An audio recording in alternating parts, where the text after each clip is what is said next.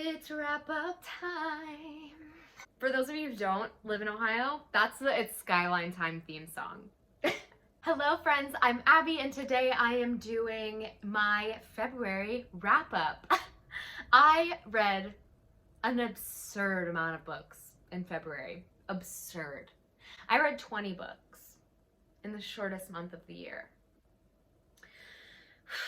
So this is gonna be quick. I'm not gonna be giving you super in-depth thoughts in this because, to be honest, I'm tired and I'm just gonna give you a quick, like, one sentence explanation of the book and a 2-sentence wrap up of my thoughts. So don't expect anything amazing out of this because you're not gonna get it. The first book that I read in February was A Phoenix First Must Burn by Patrice Caldwell. She is the editor of this book, but this book is actually a collection of short stories all by Black women authors or non-binary authors. So there are 16 stories in here of Black girl magic, resistance, and hope, and it is a sci-fi fantasy short story anthology. I give this 4.5 stars. I absolutely loved this, and I think that if you are looking for a book that focuses on Black joy rather than Black pain, this is it. Like, these were fantastic women, young women, because it is a young adult anthology, but they're young women who are just living in these sci-fi fantasy worlds, experiencing all of these different things, and really just having so much joy and finding power in themselves. Absolutely stunning. Normally with short story collections, I have a hard time connecting to the characters because the stories are so short, but this book, I found myself connecting to almost all of the characters. I cared about what was happening to them, I cared about what was going to happen to them, and I felt like each story wrapped up. I wasn't left feeling like, man, I am upset that there isn't more to the story. I mean, I was, because I wanted to get to know these characters more, but I think that it wrapped up so beautifully in each story. There wasn't a single one where I was like, oh, I didn't like that. I really enjoyed all of these stories. I love the creative ideas and I love the powerful women. Next this month, I read Beartown by Frederick Bachman, and I gave this 4 stars. I truly enjoyed this book. I didn't love hockey, so I was nervous going into this book because, if you didn't know, Beartown is the story of this hockey town. They all are obsessed with hockey, where they are very much relying on this young hockey team in order to get them recognition, bring the town recognition so that they can have more money and more people coming to this town. It really all falls on the shoulders of this kid named Kevin, and there's a lot of pressure on the team as a whole, but Kevin is kind of the leader. And this book is all about the different people in this town, the way they all connect, and how dreams are built and torn apart in a split-second decision. I wasn't super into hockey. I'm not super into hockey, and so going into this I was nervous, but I ended up really, really enjoying this book because it's not so much about hockey. It is, like, hockey is the main part of this book and it's a little bit overwhelming, but overall the story is about people and the connections of people, and the writing is very typical Frederick Bachman in my opinion. Beautiful and super soul-searching writing, very atmospheric. This is a book that will stick with me, I think, for a long time because the characters were so fully developed and fleshed out. There was so much character development, and the topics in this book that are covered are not just relevant to the small town out in the forest. This is relevant to all of us and relevant especially to our society. This book does have trigger warnings for rape and sexual assault, so please check those out and read more into that if that is a trigger that will bother you. But I think that this book was astounding and will really stick with me. I was able to see past all of the hockey talk and really appreciate this book for what it is. This also has the best opening line or opening chapter of a book that I think I've ever read, so highly recommend this book. The next book I read was Winter of the Witch by Catherine Arden, and this is the 3rd book in the Winter Night trilogy. I've talked a lot about this trilogy, but the trilogy follows Vasya, who is a young woman out in the wilderness of Russia. The first book is kind of her coming of age, And in the first book, you follow her as she's discovering that she can see these old gods that other people can't see, and she ends up being responsible for keeping those old gods alive and keeping them remembered in the hearts of the people of Russia.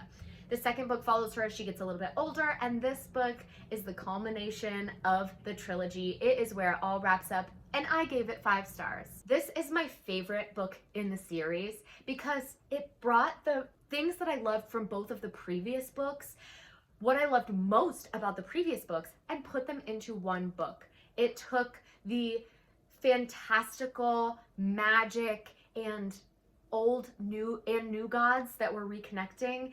It took those things, plus the adventure and the fast-pacedness of the second book, and put it into one book. There is political intrigue, there is magic, there is love, just so much in this book that I absolutely adored. It's very slow and atmospheric.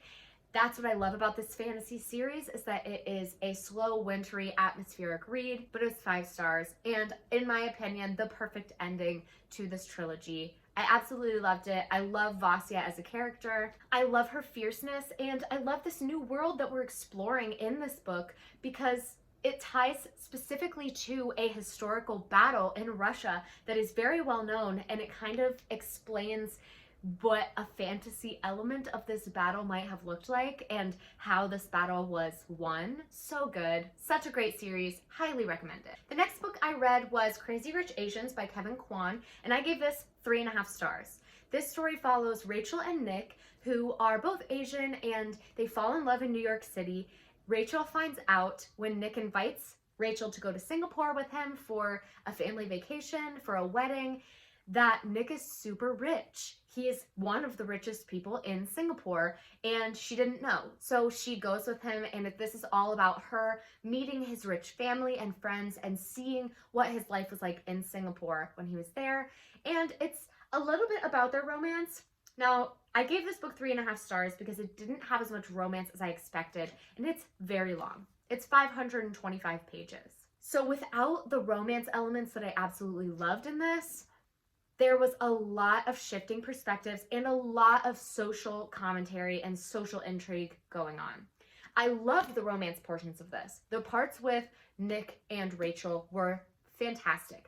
The descriptions of food and Asian culture, fantastic. They also travel quite a bit in this, which I thought was amazing. I loved seeing Rachel's story and kind of how she grows.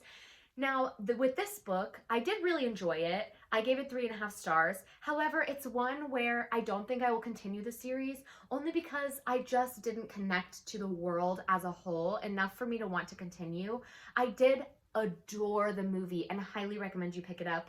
This book just wasn't super it for me. The writing was a little too all over the place, and I wish it had just focused on Rachel and Nick's story. But I liked the different perspectives. I just didn't love the ending of this one. So I gave it 3.5 stars, but I definitely would recommend it if you're into like a contemporary fiction that has a little bit of romance. And also check out the movie. The next 5 books I'm not going to touch on too much because I talk about them in depth in a reading vlog that I did this month, but that is A Dating Plan by Sarah Desai, and I gave this 4.5 stars.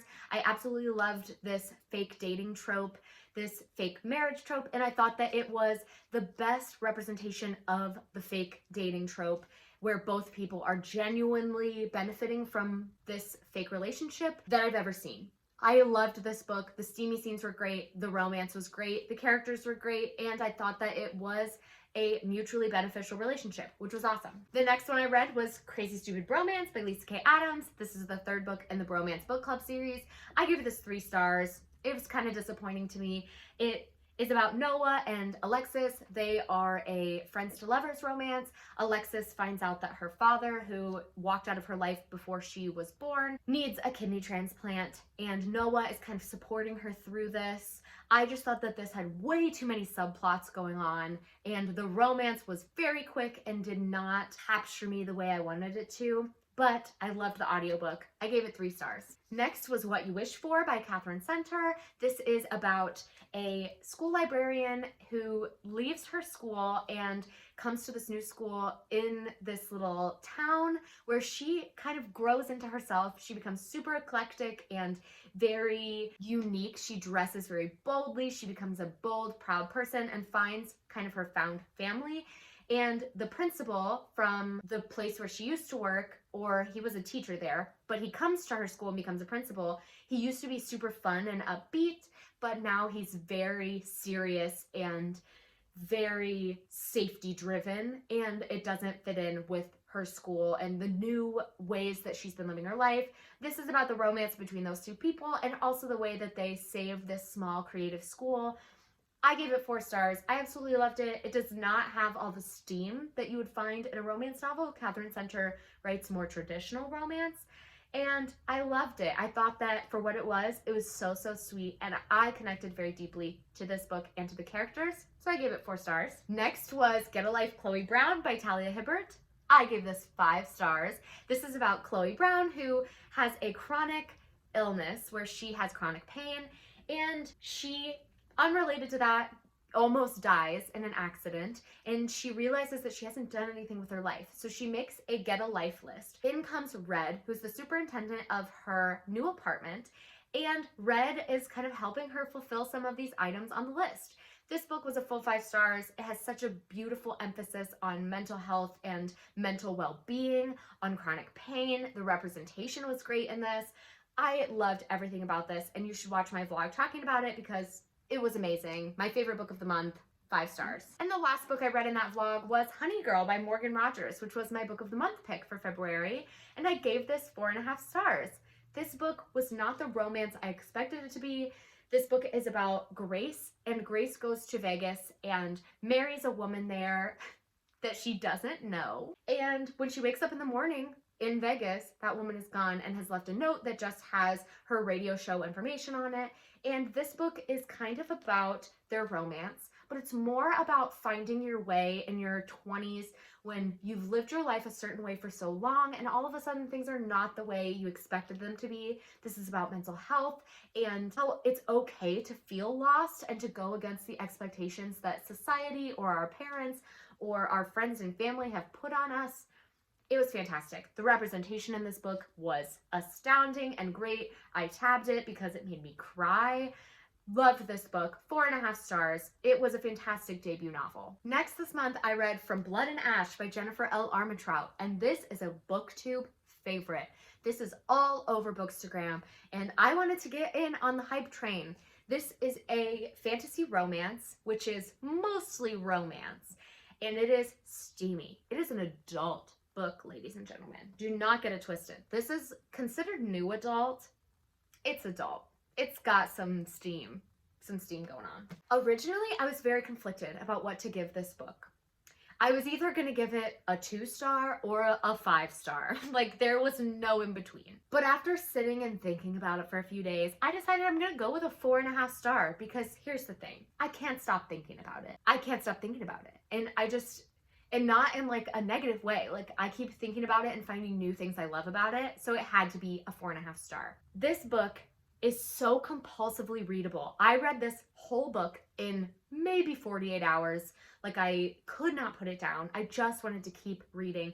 And I loved the relationship in this book all the way up to the very end. And the end where you're starting to find out kind of where book 2 is gonna go and what the fantasy elements are in this book, because for most of this, it's kind of like a Regency romance almost. Like, it's all about Poppy, who is a maiden. She is not allowed to experience pleasure, be looked at, be talked to. The only people who talk to her are her guards. That is the only experience that she's allowed to have with the outside world.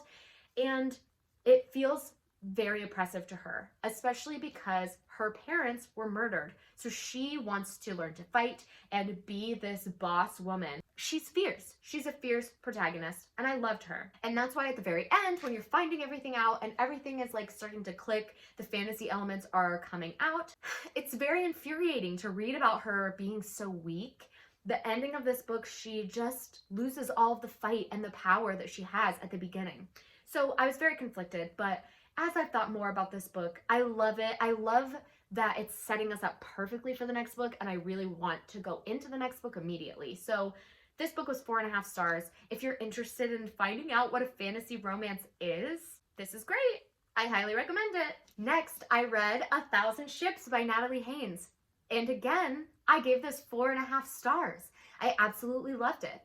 This book is a historical fiction or Greek myth retelling of the Trojan War from the perspective of all of the women in the Trojan War.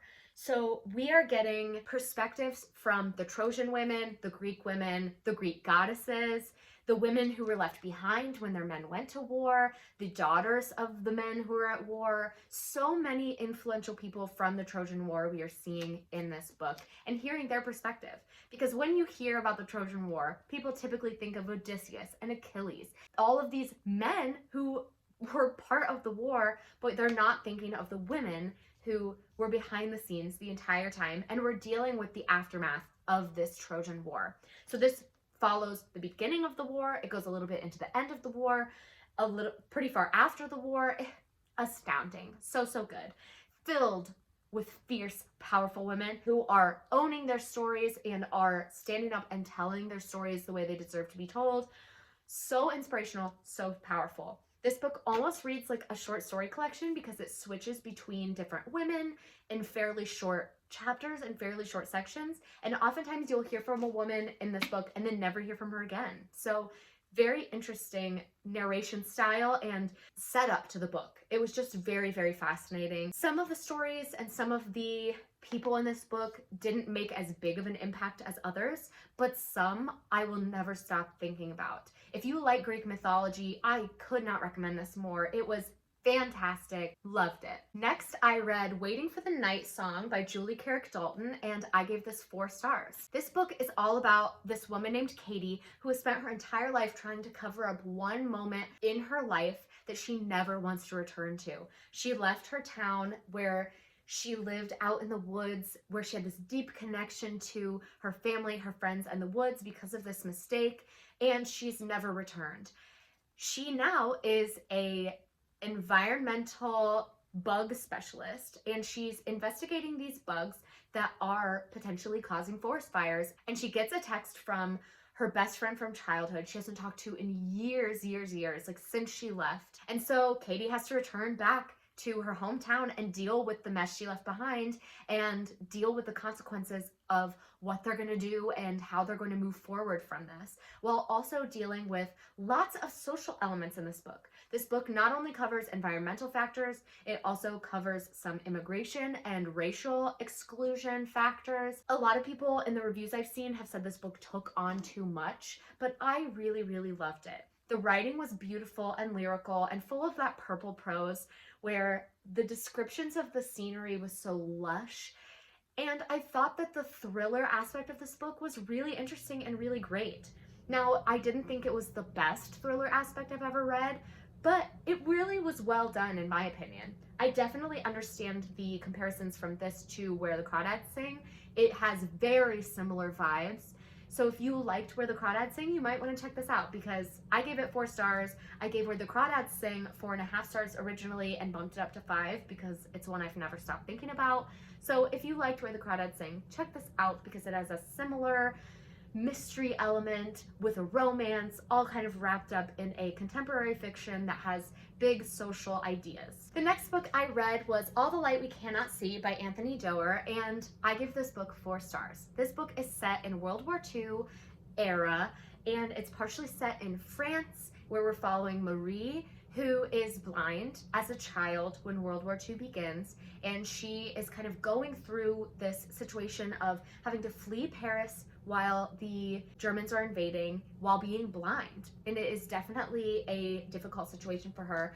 And along with that, we're also following in Germany, Werner, who is a young boy when the war is starting, and he's recruited as a young boy to be trained as a Nazi, mostly because he's very smart and a very great scientist. He likes to tinker with radios, and so he's sent out to kind of find people who are broadcasting in Paris and take care of them, get rid of them, and take the radios for himself or for the German party of the war. This book is filled with gorgeous writing and lyrical prose. It's filled with metaphors and animals and really gorgeous writing that make you feel super connected to the world in this book. I thought that this book was astounding in its writing. It has very short chapters, but I did feel like something was missing from the characters overall. And I think part of that comes from Anthony Doerr's writing being very telling instead of showing. We are seeing how the characters are reacting to the situations they're put in, but we are not reading how they're feeling about it. And I think that if there had been that, this would have been a 5-star book for me. I also think I would have loved this more if I hadn't read The Nightingale by Kristen Hanna first, because that is my favorite World War II novel, historical fiction.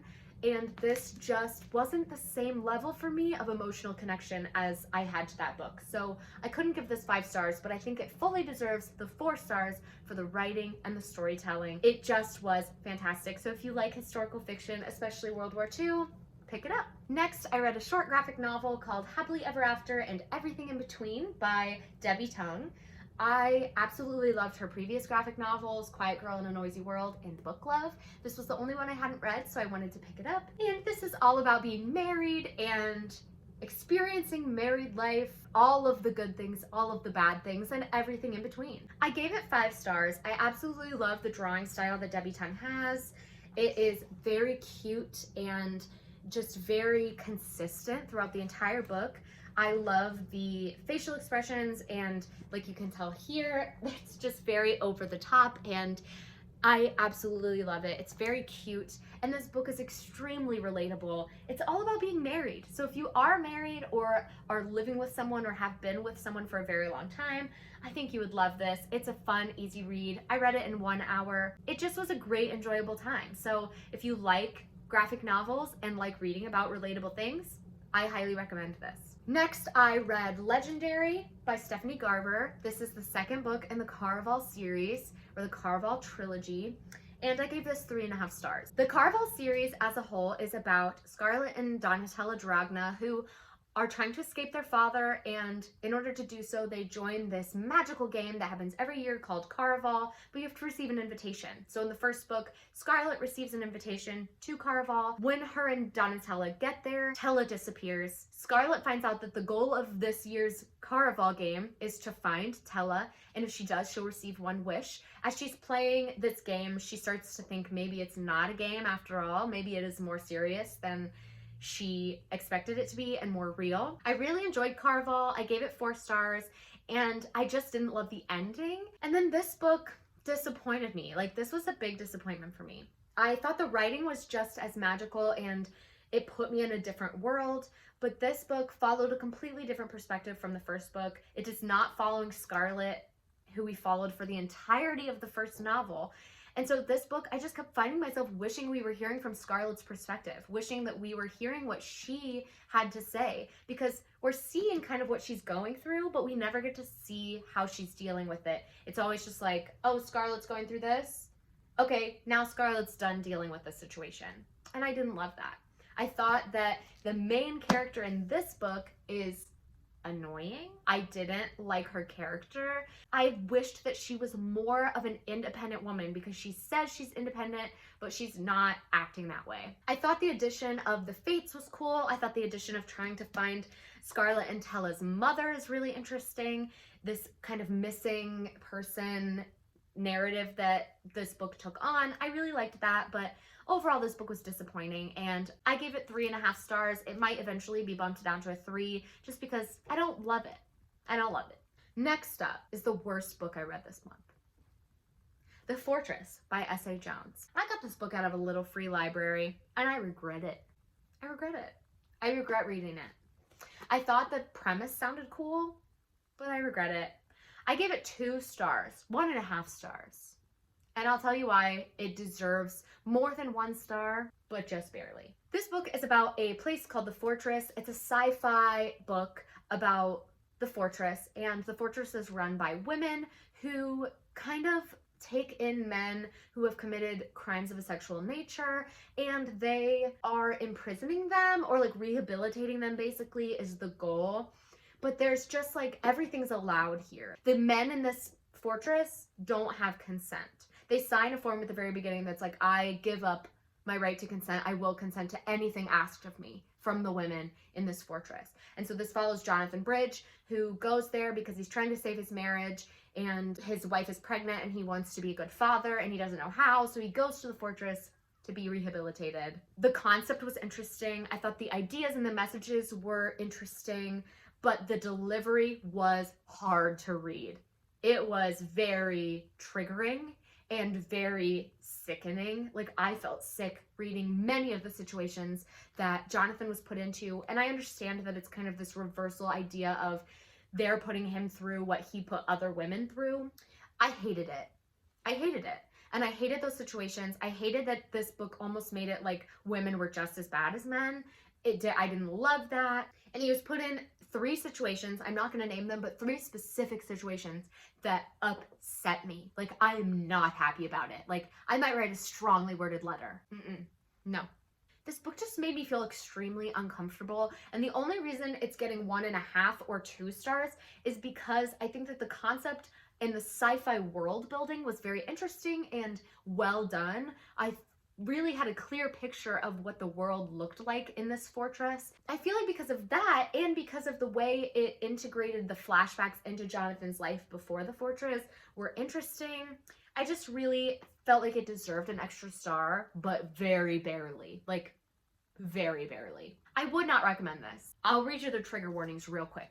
This book has trigger warnings for lack of consent, rape, pedophilia, violence, and death. So if any of those are something you don't feel comfortable reading about, don't pick this book up. Next, I read Black Sun by Rebecca Roanhorse, and I gave this 5 stars. What a turn. What a turn of events that I read one of my favorite books of the year right after my least favorite book of the year, I'm certain. I'm just so happy. This book is about a few different perspectives, but all of the people in this city of Tova who are worshiping different religions, basically. There are lots of different religious ideas, and the cool thing about this book is they all are kind of coexisting. However, there is some political rivalry going on, and a previous war had happened or massacre, and there's kind of a revenge plot that's building up in this book. And this book specifically focuses on Serapio, who is kind of being trained throughout his childhood to become this crow god reborn. And basically, when the sun and the moon converge, causing an eclipse, the crow god is destined to return and to bring justice for this massacre against the people that worship the crow god. So ultimately, we're following Serapio experiencing his training, going to this city, and kind of what culminates in that. This is the first book in a sci-fi fantasy series. Beautiful, absolutely beautiful. I was so fully immersed in the story. The characters are 10 out of 10. I was on the edge of my seat the entire time because the action is impeccable. This book is focused on some pre-Columbian inspired mythology and world building, and it was stunning. The magic system was fantastic. And on top of all of that, this book has incredible representation, including blindness, non-binary genders, and bisexuality, on top of so many more.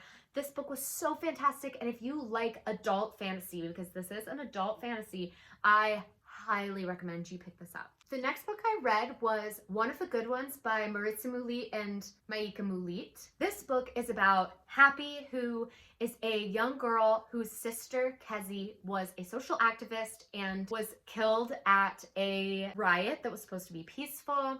And Kezi was a straight-A student, really fantastic as a person, and so people keep using the phrase like it's a shame she died, she was one of the good ones, and Happy is kind of exploring what this means. Did her life only matter because she was one of the good ones? Does my life matter because I'm not one of the good ones?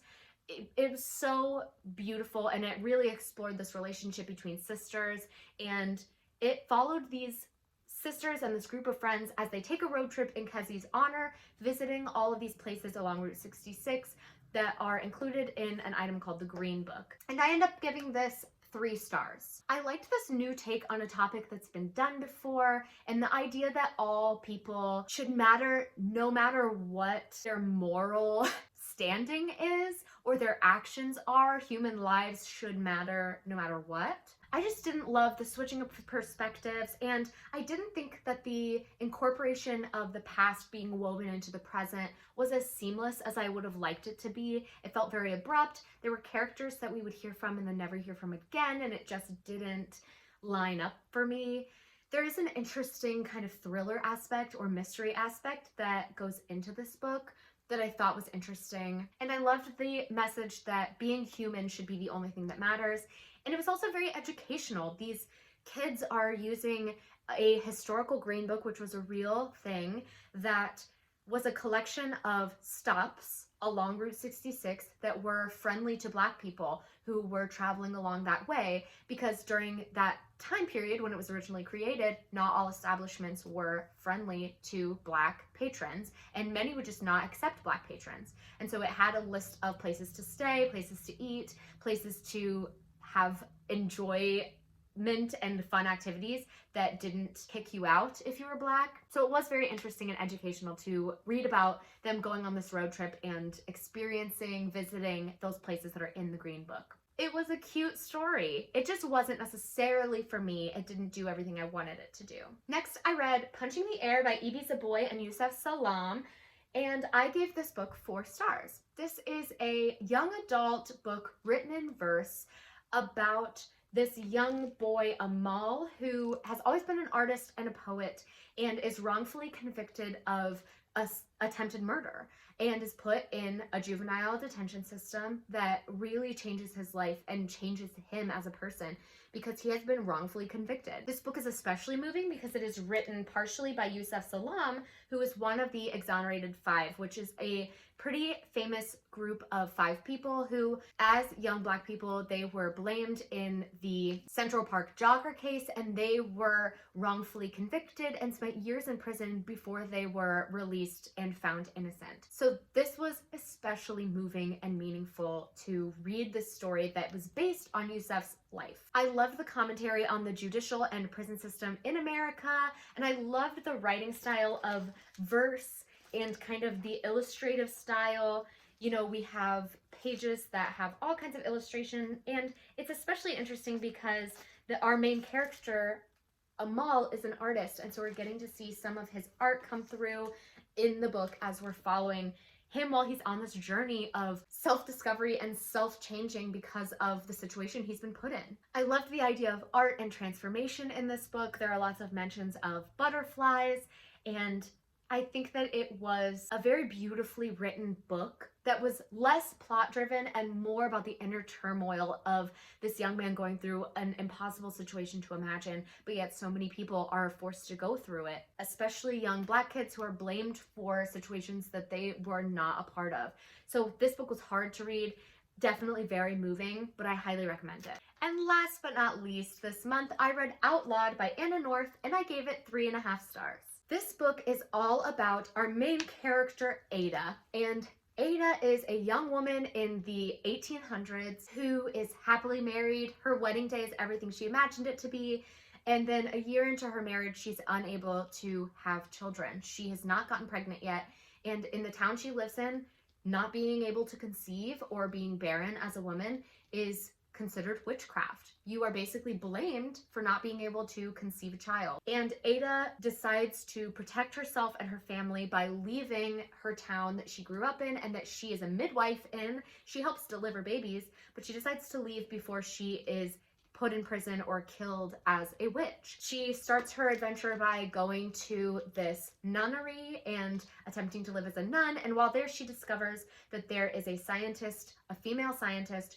who is attempting to understand what causes barrenness in women and what could lead to all of these birth defects and all of these experiences that Ada has seen firsthand but doesn't have an explanation for. And she thinks if she can find an explanation that it will save many women's lives because they will no longer be considered witches for not being able to conceive children. And once she leaves this nunnery, she goes on her adventure to join the Hole in the Wall gang, which is a group of powerful, independent women who also can't have kids and decided to live as this outlaw group to create a little family and a little nation for themselves. Not all of them are in this group because they can't have children, but that is predominantly what started the group and what led all of these women to finding each other. All of the characters in this book are memorable and impactful. They all are charming and very real people. They're all experiencing very heartbreaking situations, and you just want to hold all of them, honestly. It was so hard to read about the situations that they were going through, and you did get a little bit of backstory into every person in this hole-in-the-wall gang, as well as all of the nuns and the people they meet along the way. The messages in this book and the representation was absolutely amazing. The only reason this book didn't get more than 3.5 stars for me is I just felt the transitions were lacking. A lot of times the author would skip over a fight scene or something that I thought would really add to the action of the story and just kind of skip to the end of it and say, this is how they got out of it. I missed that in here. I wish this book had 100 more pages. It's, I think, 255 pages long. I wish it had 100 more pages so we could really explore where all these characters ended up, what happened to them, what was going on in those 10 situations, because as I said, a lot of the times the action and the transitions were missing in this book, and I wish that it had more because, like I said, the message and the characters were phenomenal. So I still highly recommend you pick this up. It might be exactly what you're looking for. It just was missing a little bit of something for me. That is going to be all for me today, friends. Thank you so much for watching. Please like, comment, subscribe, share this video with anyone you think would enjoy it, and I will see you all next time. Bye, friends.